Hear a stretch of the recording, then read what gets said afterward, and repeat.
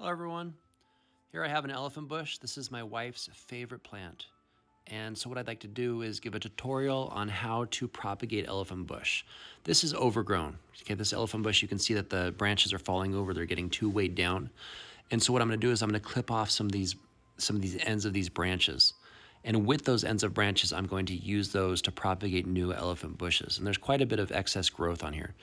So in just a moment, I'm going to clip off all these branches, all these excess of branches, so that the underlying branches can thicken up and have more nutrients and get thicker, and so they can support more weight. Anyway, here you go. You can see I've taken a bunch of cuttings.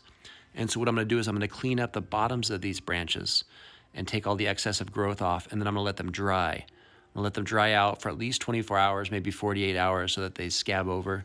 And those places that'll dry won't be susceptible as much to rot, to moisture, etc. So that's pretty much what I'm doing here. I'm going to give you a quick recap. I'm going to pull these out and just one at a time and kind of show you what I mean. You want to make sure you have some sharp scissors, and you'll want to clean up the bottom portion of the branch. So you'll notice here how there's a couple nodes. See, there's 3 junctions where my pinky is. 1, 2, 3. Those are nodes where typically rooting can occur. It sometimes occurs in between the nodes, but not always. And so you'll want to make sure that you've cleaned up all your branches so that they're like that. Notice here, it's cleaned up. This one has 2 nodes clean. I could use more. So if I wanted, I could tear off this stuff. It's kind of hard to do one-handed.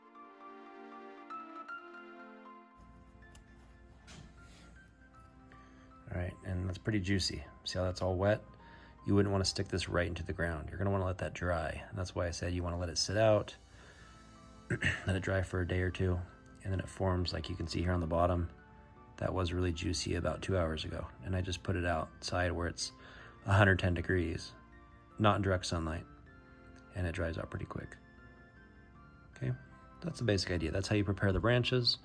I probably wouldn't have them quite this long, so I'm gonna do an experiment with some that are long, some are short. Some of these fragments I'm also gonna stick inside of a terrarium after they've dried a little bit and just see if they readily root. And I have a lot to experiment with. So hopefully I'll have a ton of elephant bushes here soon. Hope you enjoyed the video. Thank you.